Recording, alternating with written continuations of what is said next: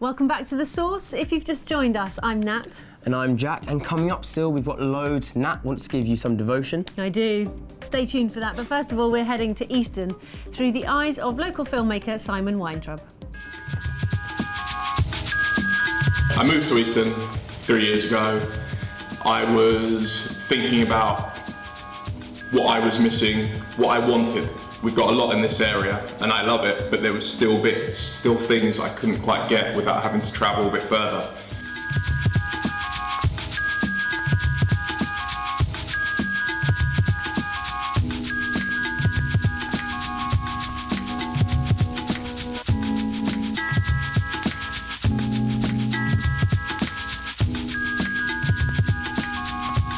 I'm Chris Williams. I'm the proprietor, owner of number 12 Easton.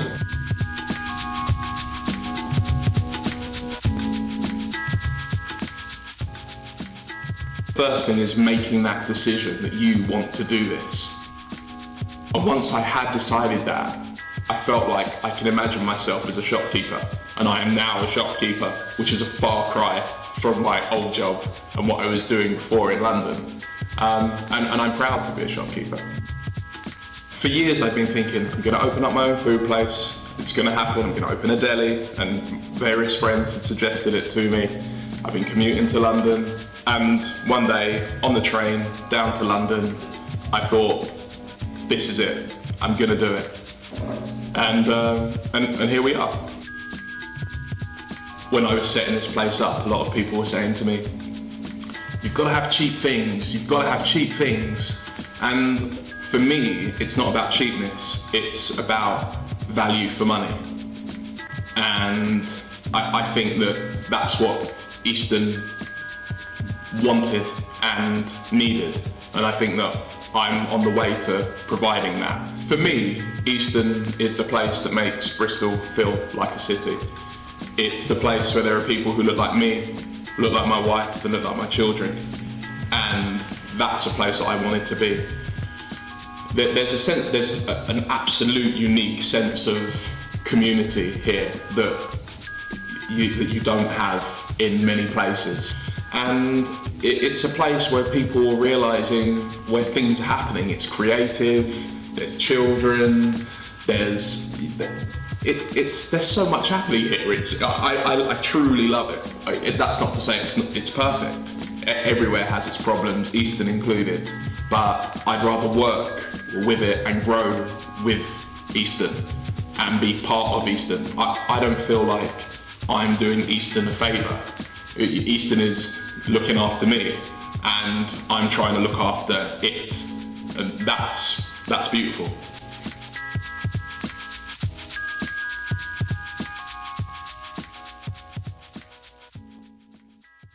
Good old Papa Shmoo. Yeah. Thanks, Papa Shmoo. Nice cafe as well. Yep, very nice. Lovely, lovely place. So thank you for sending that in. Again, if you're a filmmaker and you want to send in your film to be shown here on The Source, then you can email it to us at thesource@madeinbristol.tv.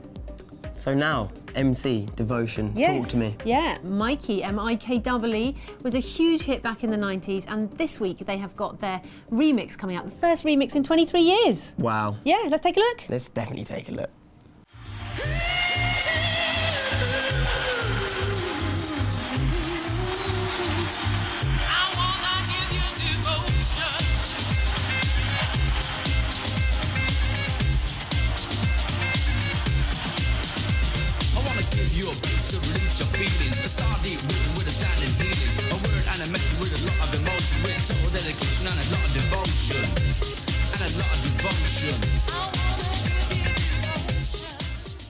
Mikee Freedom, absolute pleasure to have you on the show. Thank you. Thank you for having me. Well, I didn't even know you were from Bristol. No, not many people did. I mean, when the track came out originally, I didn't get any exposure from Bristol, very little, because Maynard were from London, Tottenham, and I moved to Reading for 6 years. Right. So when I did come back to Bristol, it was kind of, it kind of brought your feet back down to earth because there was no fuss really.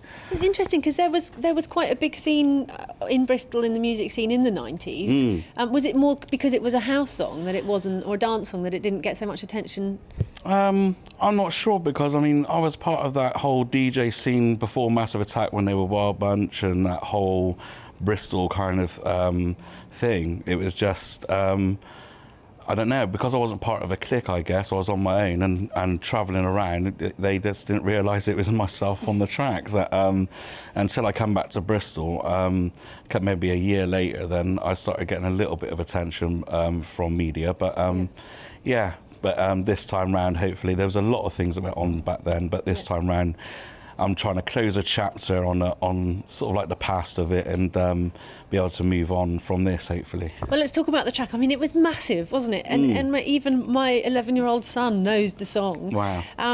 What do you think it was about it that was, I mean, apart from the fact it was absolutely wicked? I just think the production that Maynard done with Steve McCutcheon,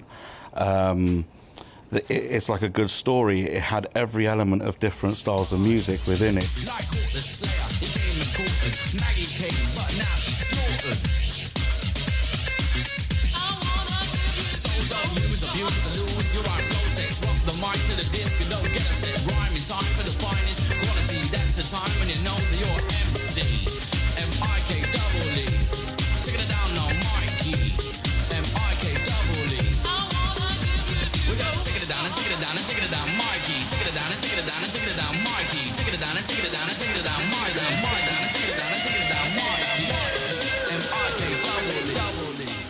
And it built up such a big thing because it was still being played on the radio that they gave out loads more units of this record over the country in January.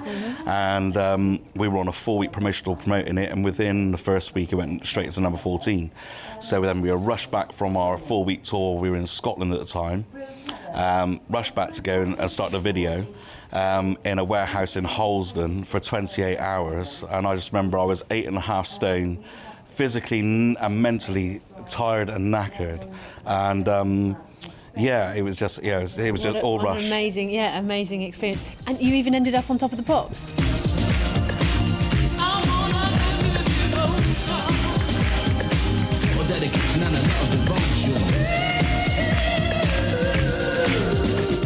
Yeah, did that twice and had the video on there once, and that was a funny experience because I wasn't used to TV or anything. So after we came off the first time, I came off the stage, I went back to the changing room, got changed, and my manager was still on the floor with everybody who was there. I think he was selling more autographs than me.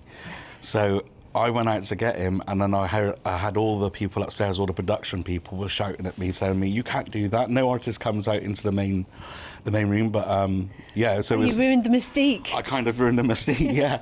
So I mean, bringing that up to date, I mean, you're about to do a re-release or a remix of "I Want to Give You Devotion" or Devotion. Yeah, it's been a long time, 5 years in the making, with probably about 30 different producers that I ended up scrapping 30 of them, well, 29 of them. You picky then? And very, very, because this is my baby, it's my launch, and you know, I'm 23 years older, 8 stone heavier, and not getting any younger, so it's kind of, it had to be right, and it had to feel right. It wasn't just a case of doing it just to make money or just for a chart release or anything. It's just literally just to close a chapter on what happened back in the day and just to get it out there again. And working with Lifford Shillingford, who's he was part of the Artful Dodger back in 2000, and did a track called Please Don't Turn Me On. I think went to number 4 or something like that in the charts.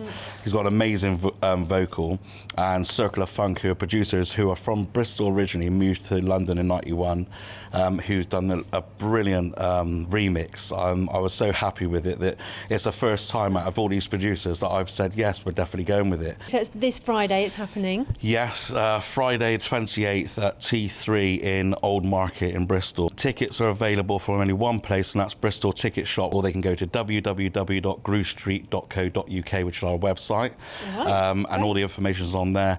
It's £15 for the VIP Champagne Lounge and £10 for the main room. Great. It's so exciting. It's such an amazing thing to be able to be part of. So I wish you all the best. I can't wait to hear the new track. Thank you very much, Mikee Freedom. Thank you. Well, you look like you had loads of fun there. Yeah, it was super cool to meet him, and I had no idea he was from Bristol. Bristol is an amazing place, isn't it? It is. He's from Backwell, and we wouldn't have known about it had they not got in touch with us here at The Source at madeinbristol.tv. They sent us an email, and we could feature their story. If you can't bother to email us, you can just tweet us at madeinbristoltv, #The Source. Or we're on Facebook, facebook.com/madeinbristol television. We're just everywhere. All over it. All over Join it. us, come and have a conversation. We'd love to hear from you. That's it for today's show. We'll be back tomorrow at 6:30 p.m. and a repeat at 9:30 p.m. And tomorrow we've got the midweek munch off. Yes, we're starting to get a bit festive with you, so stay tuned for a number of ways in which you can cook a Brussels sprout. Delicious. Yeah, but you wouldn't think so, but I think it will be. Well, we'll see you tomorrow. Stay tuned. Bye-bye.